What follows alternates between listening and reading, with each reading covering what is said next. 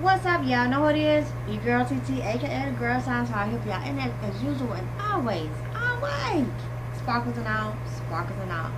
So y'all, look, I done made 4 videos this morning. Count them, 4. The problem ain't making the videos. The problem is editing them and getting them out to y'all. That's the problem. But I gotta work on my stuff. I'm working on myself, y'all. I'm gonna put the other video up first about the white woman getting killed. Okay, putting that one up first. If y'all haven't watched that one, go ahead and watch that one. But I want to tell y'all, the week Sandra Bland got killed, it easily could have happened to me. That like 3 days before that happened, y'all. Let me tell y'all.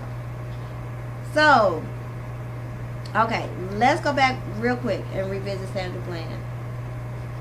Okay, so Sandra Bland, you know, was very intelligent, very beautiful woman. But when you saw the whole footage put together of that traffic stop, you know, it was the part where, you know, he asked her to put out the cigarette. She know I don't have to put out my cigarette, fine. The part where, you know, she was just being so belligerent, very belligerent. Like, we can't, when people die, we can't put them in a good light just because they're dead. And based on a couple of little pieces and seconds of something, when you see the whole picture of that, the moral of this video today is that your attitude can definitely determine your lifespan. Like, the way you handle a situation can determine whether you live another long life, another few years, or you die that second, that minute, or that day when you woke up thinking it was going to be a good day. So I hope everybody that's watching me is blessed in everything. Hope we never see no video about me or none of y'all like this, but it happened. And then you saw on the cam what he said. You know, I wasn't even going to give you a ticket. I was not even going to give her a ticket that day, and she ended up dead. What I'm saying. So let me tell you about what happened to me about 3 days before Sandra Bland. Alright, y'all ready? Here we go. So, yeah, I was working this high stress, high pressure job. I'm talking about one of them jobs that you hate. It pays you good money, but you hate to be there. I'm talking about I literally had to end up quitting that job because it was literally killing me. It was making me effing sick, that job. So, every day on my lunch break from this job, I would just go. I couldn't stay there at lunch. At lunch, I didn't want to be around the facility. I didn't want to talk to nobody. It was a bunch of just stupid goofies that worked there, and young girls and young kids, and everybody just wanted to talk to me about the dumbest things. I never wanted to. So my lunch break, we got an hour lunch break. My lunch break, I'm out. I would go get me a burrito. To the point where y'all, the guy that made my burritos, I'm so particular because I don't like burnt eggs. My egg can't be brown. I like them lightly scrambled.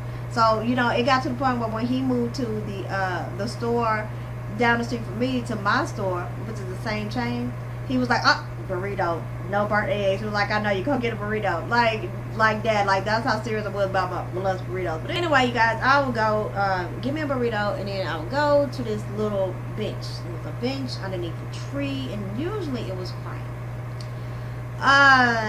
When I tell y'all that I deal the same, I'm gonna say all the time, I can deal with presidents or paupers. I don't care. I'm always gonna be me, and that's it. Sometimes there'll be homeless people there, and y'all, I had the most fun on my lunch breaks. I got to the point where I like the homeless people to be there. Some of them have been architects and veterans, and like really highly decorated in the military, like had lived extravagant lives.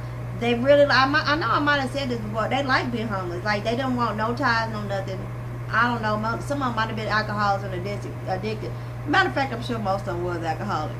But one day I went back to the picnic table, and the tree was gone. Not only was the tree gone, they had chopped up the tree. The tree was on top of the table. They had chopped up the tree, and it was laying on the table, so there was nowhere for me to sit. So I got limited time, even in an hour. I'm right around the corner from my job, but I still done had to wait in line, buy a burrito, wait for the burrito to get cooked, etc., etc. So I didn't have time to go nowhere else on my lunch break. So even though I couldn't sit on my picnic table underneath the shady tree, I was like, well, fuck it.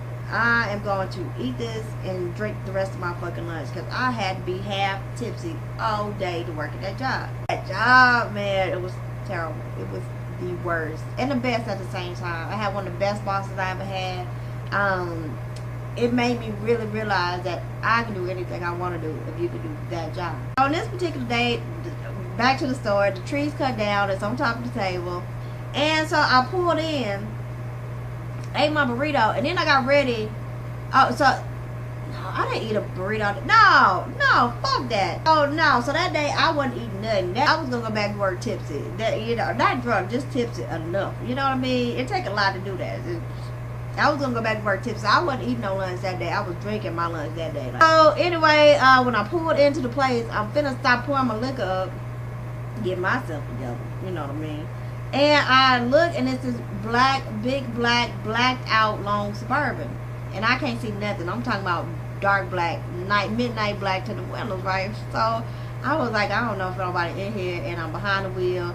I'm not finna have it, because I'm telling you, I live around a bunch of Mexicans. They will snitch on you. They just like white people. They'll snitch on you. So what I did was I backed up, and I pulled into the other side of the parking lot. Just pulled in. I backed in there. I'm chilling. At that time, August Alsina was getting me through a lot. A lot of stuff. That's what that first CD with Downtown was on. Yeah, so I'm just sitting chilling on a lip my cigar. I'm chilling. I'm drinking. I'm getting myself zoned out. Getting myself prepped and pumped to get back to work, right?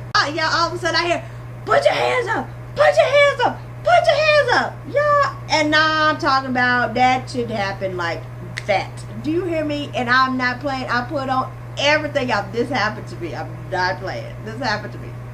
So all of a sudden I look, you guys, these people had gun AK-47s on, like the real machine gun joints. They had them, and they was like the people, they just had the mask on with the eyes and stuff, and they surrounded my car.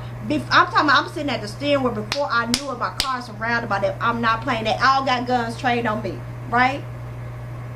I mean, I don't know who could be ignorant in that kind of situation, but I know if I had been ignorant, I wouldn't be telling y'all, talking to y'all on this video today. This is what happened though. I'll tell y'all something about me. When it comes to high pressure situations, I get calm. And like, thank God. That's just how I'm built. I don't know why, but I got calm as crap. So he got the gun. So the main guy got the gun. What are you doing? Put your hands up. What are you doing? I was like, well, I was like, I'm just on my lunch break, and I like to come over here and they can see the tree. I was like, usually I come over here and sit at the picnic table for my lunch. But today the tree is down, so I couldn't do that. So I just pulled over here to get out of the way of the sun. Thank God the sun was like beaming in that direction. Thank God. And I think on my feet. A bitch be thinking on her feet. Okay, so then I was like, so then he was like, where do you work? Where do you work? And I still have my badge on. I was like, I work right around the corner over here. Here you go. That's my badge. So then he was like, he looked at my badge and he was like, okay, you need to leave here right now. Right now you need to go. He was like, there's something going on at this hotel over here. We need you out of here. We need this whole area cleared out. I'm like, okay, thank you so much. Turned on my car, took my little Buick, pulled out real nice, sweet and slow, and went right on back to work. I still like wasn't upset about it. I was really just tripping out that it happened to me. But can y'all imagine if I had been acting like ignorant and stuff, and being black and being a black female? They'd have lit me up. It'd have been 50 million bullets in me. I'm sure they probably didn't have no body cameras on or nothing either. I'd just been lit up. Nobody probably would have known why they killed me either. So yeah, I'm just saying, y'all, why tell you act around the cops, man? I mean, because it's bad enough that no matter what, you still, whenever you get pulled over, it's still a possibility your life could be at risk at any time. Because we got murders with badges. They legal assassins. But yeah. Don't be ignorant. You get volatile situations. Everybody know that. Like, I don't know who will be testing the cops in these days. I don't know what this white lady did. But in my head, you guys, to wrap all this up, in my head, y'all know what I think? I think that, because first of all, they say that this officer, Mr. Muhammad Noor, they said that he already had 3 open cases against him. I know I said that already. One of them was for kind of like an assault, but the lady, all she said was that he grabbed her arm and her wrist. That happens. You know, I worked at a club before too. I saw the security guards just chicken wing and bash chicks' face and stuff in at the club just because they was acting ignorant and they wasn't in the mood for it. So cops could do you worse than that. We know this already. That's usually what they're gonna do. But in this case, now, y'all follow my logic on this, okay? Tell me if y'all think I might be right, and it's a possibility. So this guy already had 3 open incidents on him. We'll go. Follow me on this. Just follow. So the lady called him, and obviously he's got some kind of temper or something. some kind of little thing. Maybe he don't want nothing else on his record. They say he was a workaholic. He was real motivated. Y'all remember Training Day with Denzel Washington, right? So do y'all think it was something like that? Because art always imitates life. Like really, it's really somebody in show business told me one time, there's nothing you ever see on TV, movies. I don't care if it's a crazy sci-fi movie.